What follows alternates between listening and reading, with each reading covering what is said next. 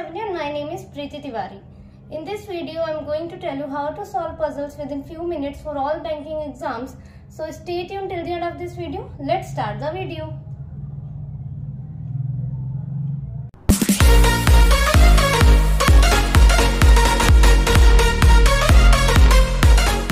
Hindi medium वालों के लिए क्वेश्चन मैंने स्क्रीन पर लगा दिया, वहां से रीड कर लीजिए।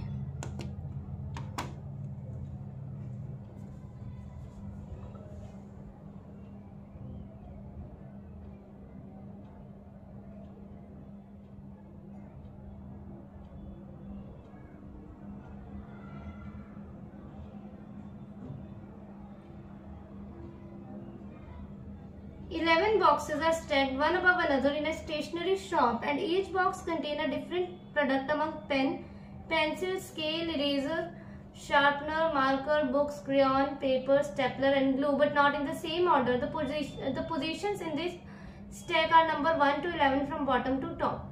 The eraser box is kept immediately above the pen box, which is kept at an odd number position. The pencil box is kept immediately below the scale box and immediately above the marker box. Neither the eraser box nor sharpener box is kept at the topmost position. The number of boxes kept below the paper box is same as the number of boxes kept above the stapler box. 5 boxes are kept between the scale box and the crayon box, which is kept at an even number position. Only one box is kept in between the marker and the glue box, which is kept immediately above the paper box. अच्छा, पहले तो ये देखो क्या बोला है, then इस line को समझते हैं।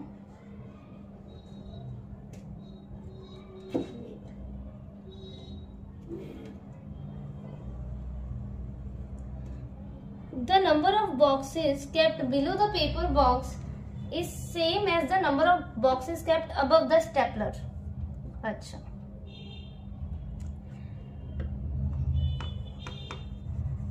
स्टेपलर के ऊपर जितने भी बॉक्स हैं पेपर के नीचे उतने ही हैं, ठीक है, इज इक्वल टू बाय में। स्टेपलर के ऊपर अगर एक भी बॉक्स नहीं है तो नीचे पेपर के नीचे भी एक भी बॉक्स नहीं है। स्टेपलर के ऊपर अगर एक बॉक्स है तो पेपर के नीचे भी एक बॉक्स है।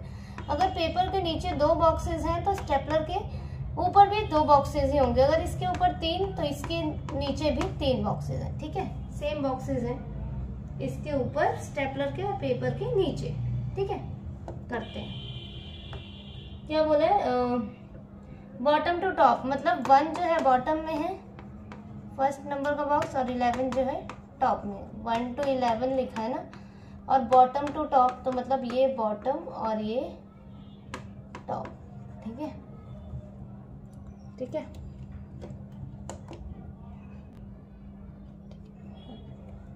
तो बनाते हैं 1 2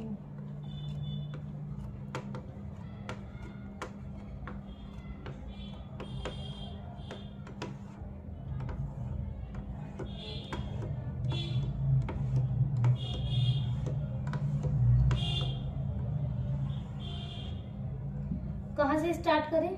देखो, इरेजर जो है पेन के ऊपर है और pen which is kept in odd number position, pen जो कि ऑड नंबर पोजीशन में है, ठीक है।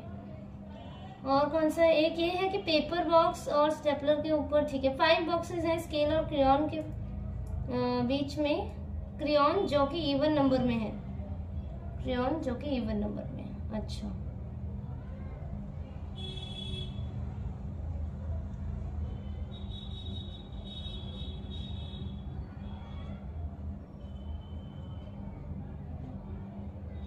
तो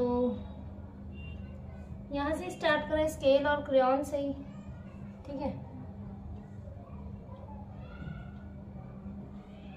2 कंडीशंस हैं हमारे पास, तो स्केल और क्रेयॉन से स्टार्ट करते हैं। अगर हम क्रेयॉन यहाँ लेंगे तो 1 2 3 4 5 स्केल यहाँ आ जाएगा, है ना। देखो, अगर हम क्रेयॉन यहाँ लेंगे तो 1 2 3 4 5 स्केल यहाँ आ जाएगा, ठीक है। एक कंडीशन तो हमारी ये होगी। क्रेयॉन यहाँ लेंगे तो 1 2 3 4 5 स्केल यहाँ आ जाएगा, ठीक है। क्रेयॉन यहाँ लेंगे तो 1 2 3 4 5 स्केल यहाँ, ठीक है। कंडीशन तो ये हो गई हमारी 2 3 4 5। और तो कुछ नहीं बोला है। 1 बॉक्स है, मार्कर, ग्लू, इरेजर जो है is kept above pen, crayon और स्केल से तो कुछ नहीं बोला ना कि ऊपर नीचे। Pencil is immediately below scale and immediately above marker. अच्छा, और देखते हैं क्रेयॉन अगर यहाँ देंगे हम इवन में तो 1 2 3 4 5, देखो ऊपर स्केल नहीं आ पाएगा ना ही नीचे आ पाएगा। 1 2 3 4 5 मतलब क्रेयॉन यहाँ नहीं ले सकते। अब क्रेयॉन अगर यहाँ लेते हैं तो 1 2 3 4 5 स्केल यहाँ आ सकता है, और क्रेयॉन यहाँ लेते हैं तो 1 2 3 4 5 स्केल यहाँ आ सकता है। ठीक है, दो कंडीशंस और बन रही है कि क्रेयॉन को 8 और 10 पे ले सकते हैं। पर देखो स्केल से क्या बोला है, थर्ड लाइन में लिखा है पेंसिल जो है इमीडिएटली बिलो स्केल है और अबव मार्कर है, मतलब पेंसिल यहाँ आ जाएगी और मार्कर यहाँ, क्योंकि पेंसिल स्केल के जस्ट नीचे है और मार्कर के जस्ट ऊपर है, तो सेम यहाँ भी सेट कर सकते हैं पेंसिल मार्कर। ठीक है, अब 8 में अगर हम क्रेयॉन को सेट करते हैं और नीचे अगर हम 1 2 3 4 5 स्केल यहाँ लेते हैं तो स्केल के नीचे पेंसिल और मार्कर आ पाएंगे? नहीं आ पाएंगे। इसका मतलब 8 में क्रेयॉन नहीं आएगा। देखो क्रेयॉन अगर 8 में लिया तो 1 2 ऊपर तो नहीं आ सकता, तो 1 2 3 4 5 स्केल यहाँ आएगा। स्केल के नीचे पेंसिल चाहिए और पेंसिल के नीचे मार्कर चाहिए, नहीं आ सकता, तो 8 में नहीं रख सकते। स्केल अगर यहाँ आएगा, यहाँ से चेक करते हैं 1 2 3 4 5, तो स्केल सॉरी स्केल बोल रही हूँ मैं, क्रेयॉन यहाँ आएगा तो 1 2 3 4 5 1 2 3 4 5 स्केल यहाँ, स्केल के नीचे पेंसिल मार्कर आ सकता है। एक कंडीशन और बन रही है, क्रेयॉन 1 2 3 4 5 स्केल यहाँ पेंसिल और यहाँ मार्कर। ठीक है, इसी कंडीशन से क्यों स्टार्ट किया, क्योंकि गैप जो था स्केल और क्रेयॉन में ज्यादा था। हमेशा ऐसे से ही स्टार्ट करते हैं। अगर हम ये वाली कंडीशन से स्टार्ट करते हैं, eraser is kept immediately above pen, और पेन जो है ऑड नंबर पर है, तो देखो पेन को हम यहाँ रखते, यहाँ रखते, यहाँ रखते, यहाँ रखते, यहाँ रखते, बहुत सारी कंडीशन बन जाती है ना। आगे देखते हैं हम क्या बोल रहे हैं। एक क्या कंडीशन थी कि neither eraser box not sharpener box is kept at top most. ठीक है, इरेजर और शार्पनर टॉप में नहीं है। पेपर के ऊपर जितने हैं स्टेपलर के नीचे इतने ही हैं। ठीक है, 1 बॉक्स है मार्कर और ग्लू के बीच में, ग्लू जो कि glue which is kept immediately above paper. अच्छा, glue which is kept immediately above paper. अच्छा, ये वाला देखते हैं, इरेजर और पेन वाला सेट कहाँ हो सकता है हमारा। पेन तो ऑड नंबर पर है ना, और ये भी हमें याद रखना है कि इरेजर और शार्पनर टॉप में नहीं हो सकते, है ना। तो अगर पेन को ऑड में यहाँ रखे तो इरेजर यहाँ हो सकता है, पेन ऑड यहाँ, इरेजर यहाँ हो सकता है ना?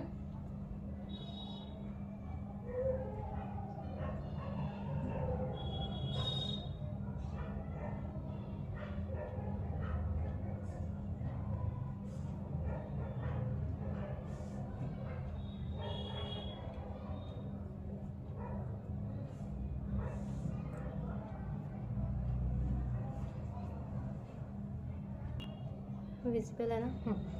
देखो ये है तो एक कंडीशन, मार्कर और ग्लू वाली वो सेट करते हैं। मार्कर और ग्लू के बीच में एक है तो एक छोड़कर ग्लू ऊपर नहीं आ सकता, एक छोड़कर ग्लू नीचे आ गया, एक छोड़कर ग्लू नीचे आ गया यहाँ पे भी, और यहाँ पे मार्कर एक छोड़ के नीचे भी नहीं आ सकता और ग्लू ऊपर भी नहीं आ सकता, मतलब ये कंडीशन तो गलत। और ग्लू जो कि इमीडिएटली अबव है पेपर बॉक्स के, तो ठीक है पेपर यहाँ। और पेपर से एक कंडीशन हमें ये पता थी कि पेपर के नीचे जितने बॉक्सेस है स्टेपलर के ऊपर भी उतने ही है, तो पेपर के नीचे यहाँ इस कंडीशन में 2 बॉक्सेस है, तो स्टेपलर के ऊपर भी 2 ही बॉक्स होंगे, है ना। स्टेपलर यहाँ आ गया, इसमें पेपर के नीचे 1 2 3 4 है, तो स्टेपलर के ऊपर भी 4 होंगे, तो 1 2 3 4 स्टेपलर यहाँ हो गया। अब हमारी इरेजर और पेन वाली कंडीशन रहेगी ना। पेन ऑड में है ना, तो देखो अब कौन सा बचा, पेन ऑड में है तो पेन यहाँ, इरेजर यहाँ। ठीक है, सेम इसमें ऑड में है, पेन कहाँ पे है, ऑड में है, तो देखो ये ऑड है या तो फिर ये ऑड है। और इरेजर हम सेट कर पाएंगे, ना ही इसके ऊपर कर पाएंगे ना ही इसके ऊपर, मतलब ये कंडीशन भी हमारी गलत।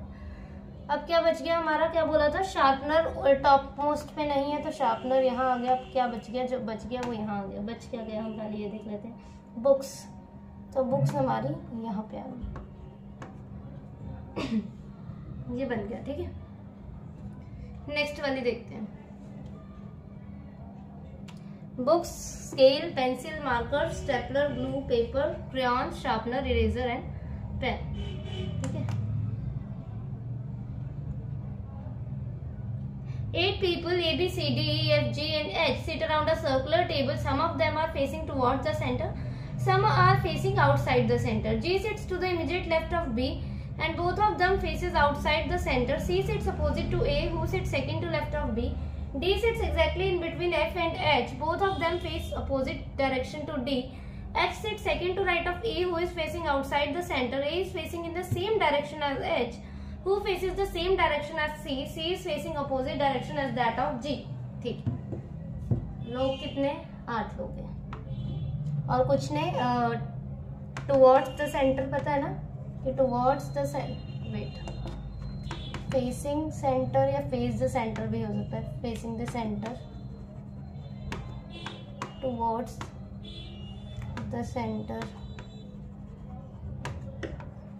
Centre, facing.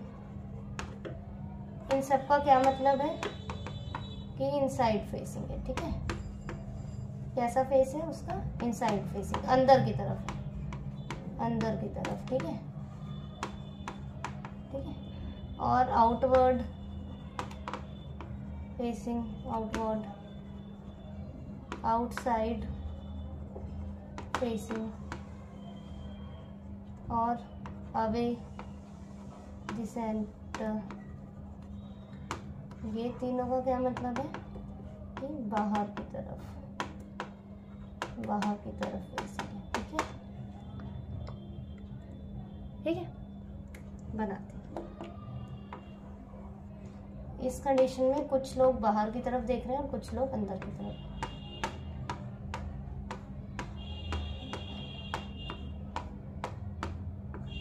ठीक है, क्या बोला? G जो है immediate left of B and both of them face outside the center. मतलब इन दोनों का आउटसाइड है सेंटर, तो B को हम यहाँ रख देते हैं और G को यहाँ. ठीक है, कहीं पर भी आप रख सकते हो, पर दोनों का आउटसाइड द सेंटर फेस है. तो B यहाँ और G जो है इमीडिएट लेफ्ट में है B के, तो G यहाँ. C sits opposite to A, who sit second to left of B. A जो है B के सेकंड लेफ्ट में है, तो ये यहाँ आ गई और C इसके अपोजिट में है. तो ठीक है, कोई बात नहीं. D sits exactly in between F and H. Both of them faces opposite direction to D. अच्छा, D जो है exactly in between है F और H के, मतलब कि D, F, H ऐसे आएंगे, मतलब इकट्ठे exactly in between. ठीक है, और क्या बोला? H sits second to right of E, who is facing outside the center. अच्छा, ये भी बता दिया हमें कि E का फेस कैसे आउटसाइड द सेंटर है और H जो है उसके सेकेंड राइट में. तो ठीक है, E के लिए ये जगह है. E का फेस कैसा? आउटसाइड, ये हमें पता चल गया. ठीक है, अगर इसको आउटसाइड बनाएंगे E को, तो H जो है सेकंड टू राइट है, तो H यहाँ आ सकता है, आ सकता है, मतलब E के लिए ये जगह है. E को यहाँ बनाएंगे तो H यहाँ आ जाएगा, सेकंड राइट में आ सकता है, मतलब E के लिए ये भी जगह है. यहाँ बनाएंगे E को तो H आ सकता है? नहीं आ सकता, A बैठा है, सेकंड टू राइट यही होगा ना. यहाँ बनाएंगे तो भी नहीं हो सकता.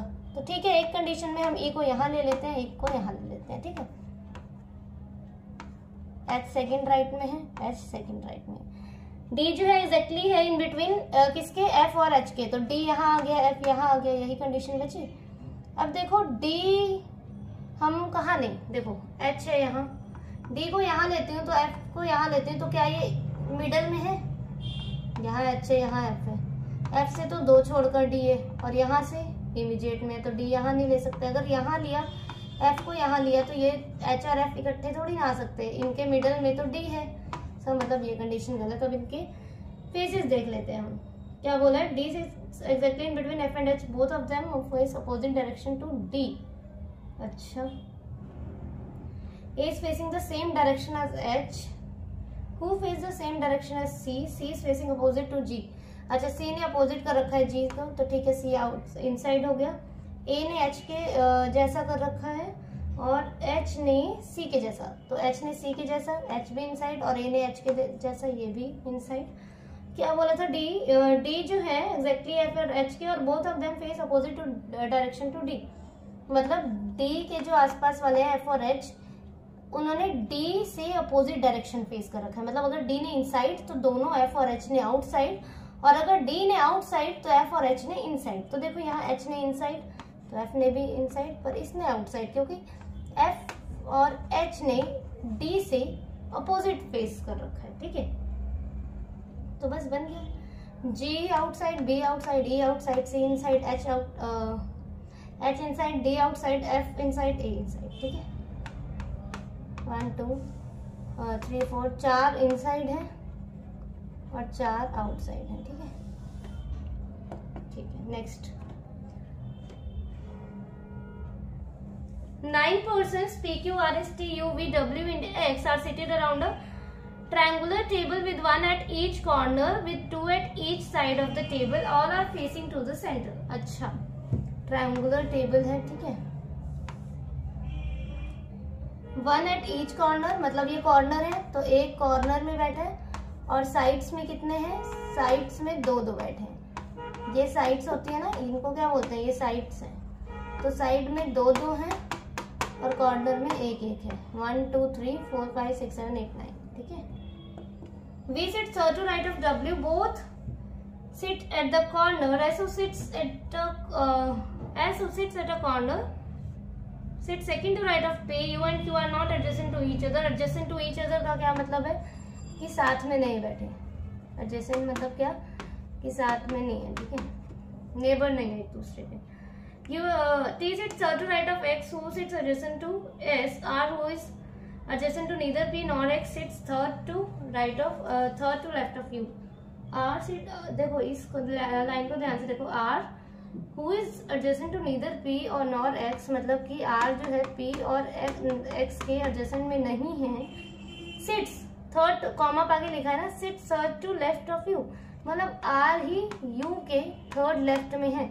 इसको कई बच्चे क्या पढ़ेंगे? X sits third to left of U, पर जो कि गलत है। ठीक है, X नहीं, R के लिए वो स्टेटमेंट है, कॉमा लगा रखा है। अगर वो बोलते X who sits third to left of you, जब वो who लगा देते तो हम साथ वाला वेरिएबल देते, पर अगर उन्होंने कॉमा लगा के लिखा है कि sits third to left of you, इसका मतलब R की ही बात चल रही है। ठीक है,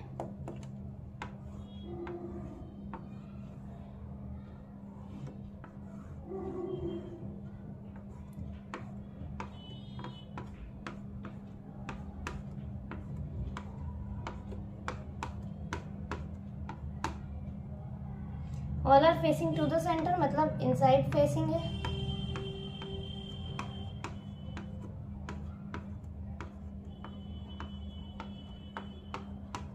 ठीक है, क्या बोला है? V sit third to right of W, both sits at the corner मतलब राइट डब्ल्यू और वी दोनों ही कॉर्नर में है। तो देखो डब्ल्यू को यहाँ रखते हो तो 1 2 3 वी यहाँ था, डब्ल्यू यहाँ तो 1 2 3 वी यहाँ, डब्ल्यू यहाँ तो 1 2 3 वी, कहीं पर भी रख सकते हो आप। ठीक है, तो W यहाँ 1 2 3 V यहाँ रख दिया हमने, इसमें भी W यहाँ V यहाँ। S भी कॉर्नर में ही है तो S कॉर्नर में ऐसी है, यहाँ आ गया। Sit second to right of P, P के सेकंड राइट में है तो P यहाँ आ जाएगा, P के सेकंड राइट में P यहाँ। U and Q are not adjacent to each other। ठीक है, T sit third to right of X, who is adjacent to S। X S के एडजेसेंट में है तो मतलब X यहाँ दोनों की इन दोनों प्लेसेस पर आ सकता है। एक जगह यहाँ रख देते हैं, एक जगह यहाँ। क्या बोला है? T जो है थर्ड राइट में है X के, तो 1 2 3 यही होगा ना थर्ड राइट। यहाँ पे ये राइट होगा इसका और ये लेफ्ट होगा। ठीक है, ये लेफ्ट होगा, ये राइट होगा। तो T यहाँ, इसमें 1 2 3 T यहाँ। ठीक है, R who is neither adjacent to P nor X, R P और X के एडजेसेंट में नहीं है मतलब यहाँ नहीं आ सकता, यहीं आ सकता है। R यहाँ आ सकता है, P X के एडजेसेंट में नहीं है तो ठीक है। R who sits third to left of U, R जो कि U के थर्ड लेफ्ट में है तो U यहीं आ सकता है, U के थर्ड लेफ्ट यही होगा, है ना। ठीक है, R को यहाँ लेते हैं तो U का थर्ड लेफ्ट U यहाँ लेंगे हम, है ना। R को यहाँ लेते हैं तो उस हिसाब से U यहाँ लेंगे। R को अगर यहाँ लेते हैं तो U यहाँ आ सकता है क्या? U को यहाँ लेना पड़ेगा, नहीं आ सकता। R को यहाँ लेते हैं तो U यहाँ भी नहीं आ सकता। ठीक है, इसका मतलब R यहाँ और U यहाँ हमारा। ठीक है, U और Q एडजेसेंट में नहीं है तो Q के लिए यही जगह बची और ये दोनों एडजेसेंट में नहीं है। Q एडजेसेंट में नहीं है U और Q तो Q यहाँ आ गया, ये कंडीशन उसी के साथ फिट होगी। S U P V R T W Q X। ठीक है,